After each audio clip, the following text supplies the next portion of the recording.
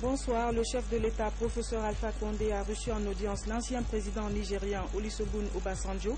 Il était venu apporter son soutien à la Guinée dans la lutte contre Ebola.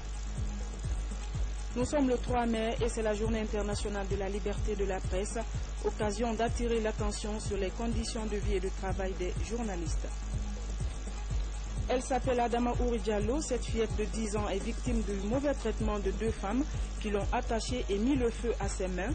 Elle lui reproche d'avoir volé 20 000 francs guinéens. Bonsoir, audience au palais Sékou-Touré. Le chef de l'État, professeur Alpha Condé, a reçu en audience cet après-midi l'ancien président nigérian Olusegun Obasanjo. Il était venu s'enquérir de la situation de la lutte contre Ebola en Guinée. Les deux hommes ont également évoqué plusieurs questions liées au développement de l'Afrique. Compte rendu, Ibrahima Keïta. Olusegun Obasanjo à Sékou-Touré cet après-midi. Reçu en audience par son frère et ami professeur Alpha Condé, l'ex-président nigérian était venu s'enquérir de l'évolution de la lutte contre le virus Ebola. Avec le président de la République, il a eu toutes les informations liées à la crise du virus Ebola et la gestion de l'après-crise. Au cours de leur entretien, les deux hommes ont parlé des résultats de la dernière réunion de la Banque mondiale et la mobilisation de fonds pour faire face à l'après-Ebola dans les 3 pays touchés. J'ai rencontré le président, il m'a mis à jour, il a donné l'évaluation et il m'a fait comprendre que les 3 pays ont besoin à peu près de 6 milliards de dollars. Immédiatement, la Banque mondiale a promis 600 millions de dollars et les États-Unis ont promis 1,5 milliard de dollars. Immédiatement, un tiers de ce qui est demandé est obtenu. En plus de la contribution des institutions financières, Olusegun Obasanjo a lancé un appel à la communauté internationale et aux pays africains. Maintenant, il reste à nous de faire pression sur la communauté internationale et voir nous autres pays africains comment est-ce que nous allons faire pour que l'on arrive à obtenir les 6 milliards de dollars pour que les pays, 3 pays arrivent à se relever. Aussi, avec mon frère, on a parlé des problèmes qui font face à l'Afrique, à part d'Ebola, c'est-à-dire le problème de sécurité. Nous avons aussi parlé de l'intégration du développement économique de la sous-région ouest-africaine. En écoutant mon frère, j'ai compris que nous avons des problèmes. Mais aussi, j'ai senti que nous avons aussi l'espoir. Les deux hommes ont aussi évoqué plusieurs questions, notamment celles axées sur les grands problèmes du continent. C'est un président visiblement marqué par cette visite d'amitié qui a accompagné son hôte. La CENI poursuit ses activités dans la perspective de la présidentielle du 11 octobre prochain. Les opérations de révision des listes électorales ont débuté dans la région forestière. La ville de Nzérékouré a constitué la première étape. Le point avec Mohamed Salopaï, Cheikh Sanoussi Sanko. Cette opération exceptionnelle est un des actes majeurs de la CENI, en prélude aux élections prochaines, notamment la présidentielle de cette année 2015. En officialisant le démarrage effectif de ces opérations de révision et d'enrôlement, le gouverneur de la région de Nzérékouré a rappelé tout le sérieux qui caractérise cette étape. L'exception qui vient d'être faite se justifie en raison du fait qu'au moment où on arrêtait le recensement, autrement dit l'enrôlement, certains n'avaient pas atteint encore 18 ans.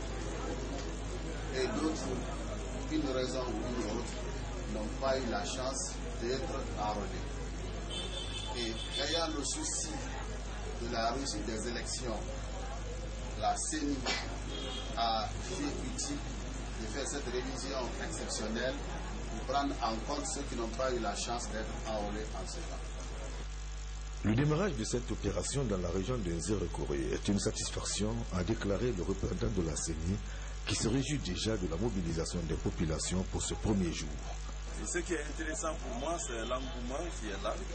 Les citoyens semblent être beaucoup sensibilisés. Et je crois que c'est une bonne chose qu'ils soient sensibilisés. Et je souhaite que partout dans les caves, nous constatons ce bon fonctionnement des caves. Même appréciation pour les représentants des partis politiques qui néanmoins dénoncent quelques défaillances techniques. Ça a été une satisfaction entière parce que j'ai vu des citoyens qui s'empressaient pour être recensés. Aujourd'hui, la première personne a été recensée devant toutes les autorités. Malheureusement, la machine n'a pas fonctionné. Et on ne souhaite pas cela. On souhaite que tout rentre dans l'ordre, pourvu que tous les citoyens puissent se faire enregistrer. Cette opération de révision des listes électorales est une nécessité qui pourrait permettre de rendre le fichier électoral propre avant les prochaines échéances électorales. Le Parti guinéen pour le progrès et le développement anime un point de presse sur la situation sociopolitique du pays. Au cours de la rencontre avec les hommes de médias, la présidente Bintou Touré a lancé un appel aux leaders politiques de la mouvance et de l'opposition en vue de trouver une issue favorable à la crise politique que traverse notre pays. Compte rendu, Sékou Fernand Kourouma, Mohamed Lamine Kaba. Son regard est critique sur la Guinée depuis les indépendances à nos jours. Selon ses enquêtes menées auprès des populations, Bintou Touré estime qu'il reste beaucoup à faire pour instaurer des conditions décentes de vie. À cela s'ajoute un climat politique délétère à l'approche des élections présidentielles et communautaires. Face à cette réalité, le Parti guinéen pour le progrès et le développement analyse la situation socio-économique et politique du pays. Les Guinéens ont besoin de se parler autour d'une conférence nationale qui va décliner tous les événements douloureux qui ont frustré le Guinéen. Ensuite, élaborer un plan de relance de l'économie. Parce que si on n'élabore pas un plan de relance de l'économie, je crois qu'on va beau parler de l'employabilité des jeunes. Aujourd'hui, ça ne verra pas jour, ça va rester toujours endémique. La Guinée que veut bâtir le PGPD, c'est celle où tous les Guinéens jouiraient de tous leurs droits, mais aussi s'acquitteraient de leurs devoirs. Fort de cette logique favorable au progrès économique et culturel du pays, le PGPD appelle la classe politique au dialogue. Les ténors de l'opposition doivent comprendre que c'est eux qui ont fabriqué les délégations spéciales. Et ce pouvoir va en user pour les mêmes fins. Il faut que l'opposition accepte de venir autour de la table pour discuter, parce qu'on est maintenant dans le champ des élections présidentielles. En décembre 2015, il y a un mandat présidentiel qui sera échu. Et je crois qu'il ne faut pas amener le pays vers une autre transition qui va encore désagréger ou dégrader les conditions socio-économiques et la situation politique de notre pays. Bintou Touré compte faire de la Guinée un Eldorado. C'est ce qu'elle appelle oser.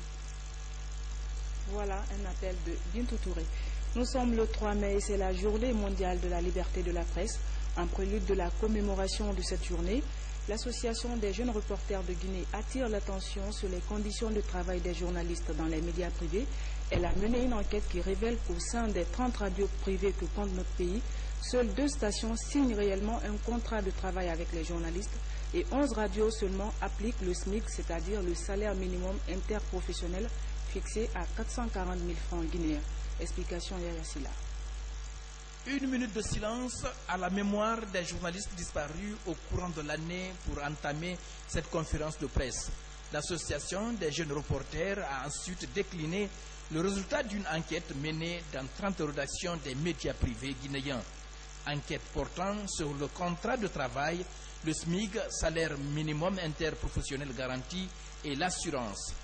Le résultat de cette enquête est peu reluisant. Sur ces 30 radios, vous avez vu, il n'y a que 3 radios qui signent réellement le contrat avec les journalistes et il n'y a que 11 radios sur les 30 qui assurent, qui respectent le SMIG, c'est-à-dire les 440 000 francs guinéens pour payer les journalistes. Et il n'y a que 3 stations qui assurent les journalistes au niveau de la Caisse nationale de sécurité sociale ou au niveau d'une banque d'assurance. Et nous continuons tous les jours à longueur de journée de dénoncer pour dire que ça ne va pas dans tel ou tel secteur. Bon, on a l'impression que les gens oublient un peu cet autre secteur qui est très très important. La JGR déplore cet état de fait et dénonce d'autres pratiques dans les médias. La presse a la maison la plus sale en Guinée. Vous avez vu le rapport que nous venons de publier et c'est une série. On ne s'est même pas intéressé sur les sites ni sur les journaux. Et ça, c'est uniquement les radios privées et quelques radios. Mais je vous dis, il y a d'autres résultats certainement très prochainement que nous allons compter parce qu'on ne va pas se limiter là. Il y aura une pétition qui sera signée par tous les hommes des médias afin de poser vraiment des plaidoyers vraiment pour que nous puissions changer un peu l'image de cette presse, mais notamment les conditions de vie et de travail des journalistes évoluant dans les radios privées. À l'occasion de cette journée internationale de la liberté de la presse, l'Association des jeunes reporters compte attirer l'attention des décideurs sur la nécessité d'œuvrer davantage à garantir et faciliter aux hommes de médias la pratique de leur métier. Donnant du souffle au journalisme vers une meilleure couverture de l'information, l'égalité des genres et la sécurité des médias à l'ère du numérique, c'est le thème choisi cette année pour la célébration de la Journée mondiale de la presse. L'un des acquis évoqués au cours de cette journée est la diversification des médias privés dans le pays et le problème fondamental tourne autour du traitement de l'information. Le constat avec Rose Pocho. Les rédactions des médias publics participent à la réflexion sur l'exercice d'une presse libre et responsable.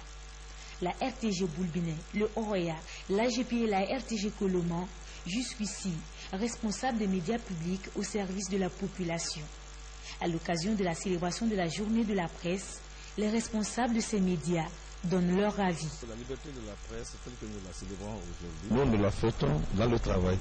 Comparé à d'autres pays africains encore, la Guinée a fait une grande avancée en matière de liberté de la presse. Si certains se félicitent des avancées que la Guinée a enregistrées dans le cadre de la libre expression, d'autres vont encore plus loin pour parler de la liberté dans le traitement de l'information et la gestion des rédactions. C'est un moment de réflexion pour tous les professionnels par rapport à l'exercice de leur métier, mais aussi par rapport à ceux qu'ils doivent faire en termes d'indépendance. Est-ce que cela est? Je pense que c'est là où se trouve aujourd'hui toute la problématique de la réflexion. Contrairement à ce que tout le monde peut penser par rapport aux médias publics en Guinée, il n'y a pas de texte ni de loi qui nous empêche vraiment de faire notre travail en toute indépendance et comme tous les journalistes du monde doivent le faire. Je pense qu'il y a lieu d'opérer une très grande réforme au niveau des médias de service public, tant dans leur statut que dans leur structure organisationnelle. De nombreux analystes estiment que l'indépendance des médias publics ne serait effective que lorsque ceux-ci auront changé de statut. Proclamée en 1990 par les Nations Unies, la Journée mondiale de la liberté de la presse est l'occasion de défendre les médias des attaques contre leur indépendance et se souvenir des journalistes tués dans l'exercice de leur métier. Avec la naissance de la HAC, Haute Autorité de la Communication, le journalisme en Guinée poursuit son petit lobin de chemin dans le sens de la responsabilité, le professionnalisme et le renforcement de la démocratie. Le 3 mai, Journée internationale de la liberté de la presse, permet de faire le point sur les conditions de vie et de travail des journalistes. Pour parler de ce sujet, je reçois sur ce plateau M. Amadou Tam Kamara.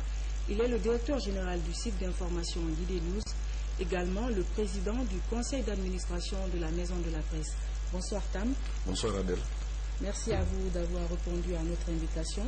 Vous avez pris connaissance avec nous du rapport final de l'enquête menée par l'Association des jeunes reporters qui révèle que sur 30 radios privées en Guinée, seules 2 stations signent réellement un contrat de travail avec les journalistes et sur les 11 patrons sur 30, seuls 11 patrons sur 30 pratiquent le SMIC.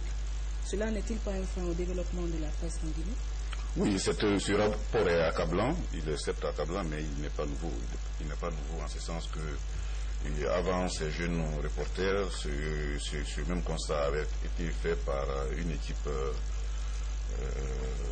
dont les travaux ont été rendus publics il y a moins de 2 mois. C'est une réalité.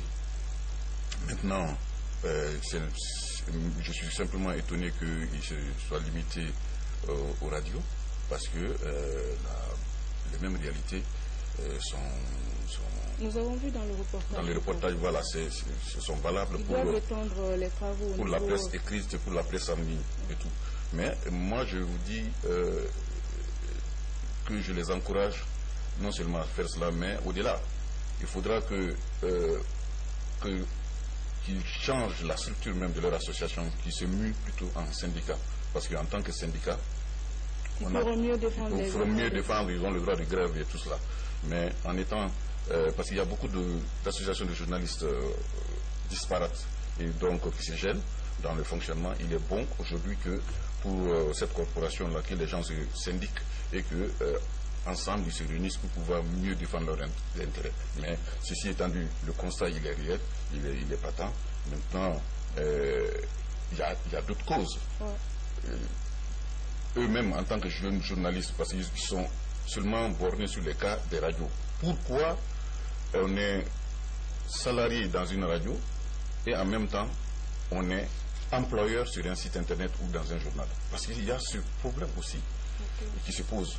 Mais fort malheureusement, ils se sont contentés des radios. C'est qui cachent. On a suivi le reportage tout à l'heure, ils disent qu'ils vont continuer le travail. Aujourd'hui, 3 mai, c'est la journée internationale de la liberté de la presse. On parle de recul de cette liberté à travers le monde. Qu'en est-il réellement en Guinée? Bon, il est évident qu'il y a du recul dans un pays comme au Burundi, avec les événements qui s'y passent. En Guinée, force est de constater, quoi qu'on dise quand même, il y a une certaine liberté. Et je précise qu'aucun journaliste n'est en prison. Absolument. Il faut s'en réjouir. Depuis 1991, la liberté est consacrée. En 2010, il y a une nouvelle loi sur la liberté de la presse qui dépénalise les délits de presse. Ça, c'est une vérité. Et comme vous l'avez dit, il n'y a pas de journalistes. Maintenant, c'est dans l'exercice qu'il y a parfois des problèmes. C'est surtout lorsque il y a la situation politique, il y a une certaine tension politique. Cela se ressent parfois lors des manifestations, lors de la couverture de manifestations. Mais, et puis, on a parfois du mal à se faire comprendre avec les forces de l'ordre. La sécurité des journalistes n'est pas vraiment assurée. Elle n'est absolument pas garantie lors des manifestations. Mais ceci étant dit, ce n'est pas seulement une réalité guinéenne, mais il y a beaucoup d'améliorations à faire dans ce sens-là. Je rappelle que vous êtes le président du conseil d'administration de la Maison de la Presse. Et la Maison de la Presse, en quoi consiste sa mission? La Maison de la Presse d'abord est un creuset, un réceptacle pour l'ensemble des corporations, l'ensemble des journalistes de ce pays. C'est un rendez-vous du donner et du recevoir. C'est un lieu où tous les acteurs majeurs de ce pays viennent lorsqu'ils ont des communications essentielles pour s'exprimer aux journalistes de ce pays-là. Mais ce n'est pas seulement cela. Quand il y a des événements majeurs, la Maison de la Presse prend de nouvelles prérogatives. Par exemple, avec Ebola, la Maison de la Presse est devenue un centre de communication gratuit sur Ebola pendant toute la période. En 2010, c'était le centre de communication électorale. C'est là-bas que tous les résultats des élections présidentielles ont été proclamés. Quels sont les grands chantiers de la Maison de la Presse? Bien, nous sommes en train en ce moment de faire un studio radio-télé qui va être inauguré dans moins d'un mois. Ensuite, nous sommes à la quête d'une nue propriété. C'est le lieu d'en faire la demande encore au gouvernement, de doter la Maison de la Presse d'un siège digne de ce nom, à l'instar du Mali, du Sénégal, de la Côte d'Ivoire, afin que la Maison de la Presse qui est en location depuis maintenant 5 ans puisse avoir son indépendance. Merci M. Tam d'avoir répondu à notre invitation. Je rappelle que vous êtes le directeur général du site d'information Guinée News et président du conseil d'administration de la Maison de la Presse. Merci. Ce journal se poursuit. Le ministre des Guinéens de l'étranger auprès des populations de Siléa, un district situé dans la région de Mamou, Sanusi Bantamasso, a rassuré le soutien du gouvernement à cette communauté avant de les inviter à se mobiliser dans la lutte contre Ebola. Toutes les composantes de la société ont pris part à cette rencontre. Le point avec Algassi Mouba. Siléa est situé à 38 km de la sous-préfecture de Ourekaba dans Mamou. Ici, le ministre des Guinéens de l'étranger est venu exhorter les citoyens de ce district à cultiver la paix, l'amour et l'entente, des vertus qui leur permettront de réaliser plusieurs projets de développement. Comme le président Fakonde aime le dire, la Guinée est une voiture à 4 roues. Ces 4 roues, c'est la basse Guinée, la moyenne Guinée, la haute Guinée, la Guinée forestière. Donc ces 4 régions sont condamnées à se donner les mains à vivre ensemble dans l'intérêt supérieur de la nation guinéenne. À cette occasion, le ministre Sanoussi Bantamasso a donné des explications sur les modes de prévention du virus Ebola. Il a invité les populations de Séléa à s'impliquer davantage dans la lutte contre la maladie. Ça fait plus d'un an aujourd'hui, Ebola continue à faire des ravages. Mais heureusement pour nous, dans la préfecture de Mamou, dans la sous-préfecture de Kaba, qui fait frontière à la République sœur de la Sierra Leone, on n'a pas eu un seul cas d'Ebola. Donc il faut continuer à sensibiliser. Nous avons dit que tant qu'il y a un seul cas d'Ebola en Sierra Leone, nous sommes exposés. Je demande à la population de Séléa de respecter d'abord l'état d'urgence sanitaire, les lavages de mains, la propriété, d'arrêter de saluer les gens. Donc ça doit être respecté par tout le monde et j'espère que le message est passé et les populations ont compris. Après le district de Séléa, le ministre des Guinéens de l'étranger s'est rendu dans le village de Bantanfreya avec le même objectif. Ces sensibilisations s'inscrivent dans le cadre de la mobilisation des fils du pays afin de bâtir une Guinée unie et prospère. Guékédou, les populations montrent leur reconnaissance au président de la République, professeur Alpha Condé. Elles viennent d'organiser un mouvement de soutien du programme de développement de la 3e République. Les citoyens de Guékédou n'oublient pas l'intérêt manifesté pour leur préfecture lors du 2 octobre de Zéro-Gorée. Abdoulaye Diallo. Guékédou change de visage. Grâce aux efforts du gouvernement, certaines infrastructures sociales de base sont réalisées. À cela s'ajoutent les 10 km de routes déjà en chantier. En reconnaissance de toutes ces actions, les populations se mobilisent pour réaffirmer leur soutien indéfectible au chef de l'État et à son gouvernement. Nous sommes vraiment satisfaits et nous vous rassurons que la population de Guékédou, les citoyens de Guékédou, accompagneront le chef de l'État aux élections présidentielles et nous sommes déjà convaincus que nous serons à 100% à Guékédou pour les élections présidentielles. Retouché par la marque de mobilisation, le ministre du Commerce, parrain de la préfecture, invite les populations à contribuer à la promotion de la paix et de l'unité nationale, condition sine qua non pour tout développement. On a tiré les leçons de la guerre. On a tiré des leçons de la violence. On a tiré des leçons d'Ebola. Nous voulons maintenant la paix et la quiétude à Guékédou. C'est très important. Guékédou n'a pas besoin de problème. En tant que ministre du Commerce, je demande à la Chambre préfectorale de commerce d'informer tous les commerçants qui ne sont pas des politiciens. Quand tu exerces le commerce, tu l'exerces en tant que professionnel du commerce, mais pas en tant que militant.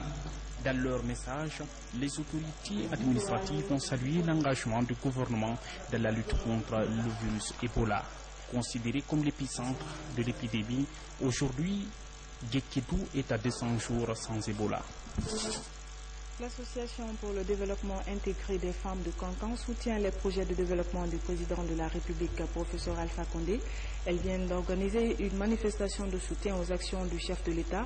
Le nouveau ministre de la Ville et de l'Aménagement du Territoire, Luceni Camara, parrain de l'association, a invité la population du Nabaya à cultiver la paix et l'unité nationale. Reportage Komara Moussa. En octobre prochain, la ville de Kankan-Nabaya va abriter les festivités du 57e anniversaire de l'indépendance de la Guinée. Elle va bénéficier de nouvelles infrastructures de souveraineté et des équipements collectifs permettant à la localité d'avoir l'image d'une ville moderne. Au stade Mbaloumadi Diakité, la population manifeste sa reconnaissance au président de la République et de son gouvernement à la demande de la puissante association pour le développement intégré des femmes de Kankan. Nous, femmes de Kankan, voudrions réaffirmer et exprimer toute notre reconnaissance et notre entière satisfaction vis-à-vis des actions de développement instituées par le gouvernement du premier président démocratiquement élu de Guinée. Dans ce stade, les 27 quartiers de la commune urbaine de Kankan sont représentés. Tous s'engagent pour soutenir les efforts du président de la République. Ousmane Kaba, député de la mouvance présidentielle et natif de la localité, a profité de cette tribune pour égrener les réformes engagées par le gouvernement de la Troisième République et annoncé les grands chantiers de développement. Le secteur des télécommunications retient toutes les attentions.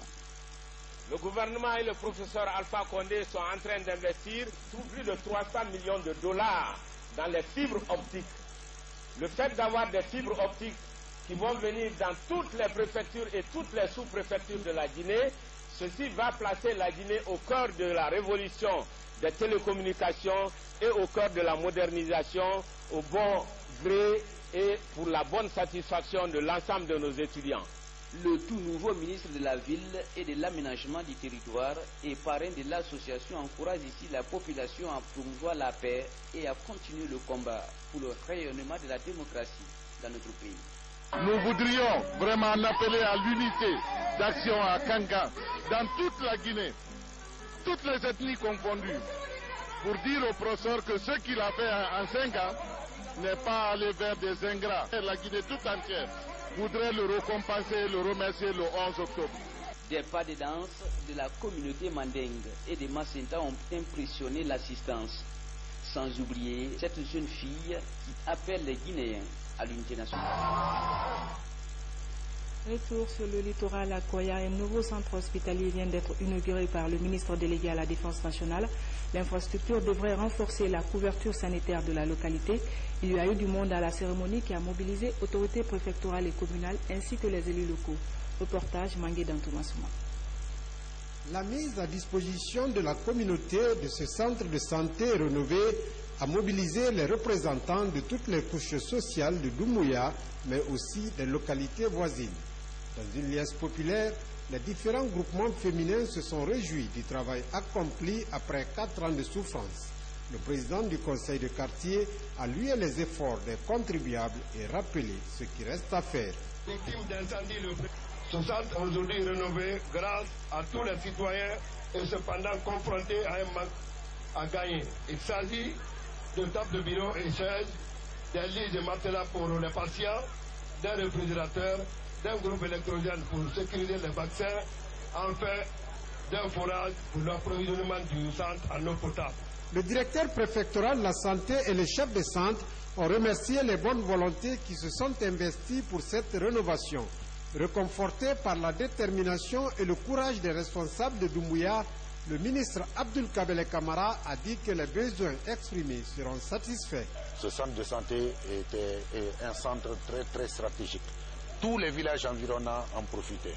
Aujourd'hui, c'est chose faite. Le gouvernement a contribué, et plus précisément, M. le Premier ministre avait transmis un message de M. le Président de la République, message qui a été vraiment d'un apport considérable. Les doléances qu'il a présentées seront satisfaites s'il plaît à Dieu. Grâce à cette action, des milliers de patients seront ainsi soulagés car le centre est situé au carrefour de plusieurs autres villages qui le fréquentent. Elle s'appelle Adama Ouri Diallo, elle a à peine ses 10 ans. Cette fillette est victime du mauvais traitement de 2 femmes qui l'ont attachée et mis le feu à ses mains. Elle lui reproche d'avoir volé la somme de 20 000 francs guinéens. Les images sont difficiles. Le reportage est signé Nabi Zakaria Bangoa. Cet acte horrible s'est produit au secteur Fompomere à Ansoumania dans la préfecture de Dobrika. La victime, cette petite fille du nom de Adama Ouri Diallo, a seulement 10 ans. Ses 2 bras ne pourraient peut-être plus la servir. Elles ont été brûlées par ces 2 femmes qui l'ont attachée et maltraitée avant de mettre le gasoil et utiliser cette boîte d'allumettes pour le brûler les 2 mains. Selon elle, l'enfant aurait volé une somme de 20 000 francs guinéens. C'est ma soeur qui a dit à ma mère d'aller acheter des allumettes et elles m'ont brûlé les mains. Interrogées sur leur crime, elles ont reconnu les faits qui leur sont reprochés.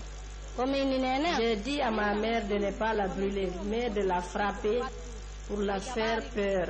Elle n'a pas accepté. C'est moi qui l'y ai attaché et j'ai dit de lui brûler les mains. Informé sur le drame par un journaliste de la radio FM Liberté, le directeur de l'Office de protection et du genre de l'enfance et des mœurs et son équipe se sont rendus sur le lieu pour interpeller ces 2 femmes. Je me suis rendu sur les lieux pour constater les faits avec l'assistance du commissariat urbain de Lansana. J'ai constaté la présence d'une fillette de 10 ans assise qui a eu les mains brûlées. Alors, j'ai poussé ma curiosité. On m'a dit que vraiment, c'est sa soeur et sa tante qui l'ont attaché avec cette corde. Et voilà le reste du gasoil. Et voilà l'allumette qu'on a tirée pour mettre le feu sur sa main. On a aussi procédé à l'interpellation des 2 femmes. La victime a été transportée dans un hôpital de la capitale. Et les 2 femmes sont détenues par les services de sécurité à l'Opogem. Des images très dures. Nouvelle manifestation de l'opposition guinéenne. Elle est annoncée pour demain. Le gouverneur de la ville de Conakry est sur ce plateau pour rassurer les populations et dénoncer le caractère illégal de cette manifestation. Je vous invite à suivre Soriba Sorel Kamara. Citoyennes et citoyens de la ville de Conakry, mesdames et messieurs, depuis le 13 avril 2015, l'opposition guinéenne s'est engagée dans l'organisation d'une série de manifestations non déclarées, en violation flagrante des dispositions de la Constitution et des lois. Encore une fois, nous prenons à témoin la communauté nationale et internationale sur cette forme de défiance de l'autorité de l'État, de la part des élus du peuple en leur qualité de députés.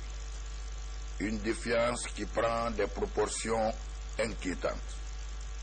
Celui qui a pour obligation légale d'assurer l'éducation civique et politique de la population invite les mêmes populations à la désobéissance civile. Je rappelle que si l'article 10 de la Constitution consacre le droit de manifester à tous les citoyens, les articles 106 et 107 du Code pénal imposent à tous le respect des préalables et les responsabilités liées à l'organisation de toute manifestation. Nous, autorités régionales et locales, notre devoir régalien est d'assurer aux populations la sécurité, la paix et de contribuer à l'amélioration des conditions de vie. Ce devoir, sans se laisser distraire, nous allons l'assumer dans le strict respect des lois et de la dignité humaine. En tout état de cause, l'autorité régionale et les élus de Conakry ne cesseront de s'inscrire dans la dynamique du dialogue constructif, gage certain d'une paix durable, de quiétude et d'unité entre les Guinéennes et les Guinéens. Vive la République, je vous remercie. Voilà, mesdames et messieurs, c'est la fin de cette édition. Merci à vous de l'avoir suivi. Excellente soirée en compagnie de nos programmes. À bientôt.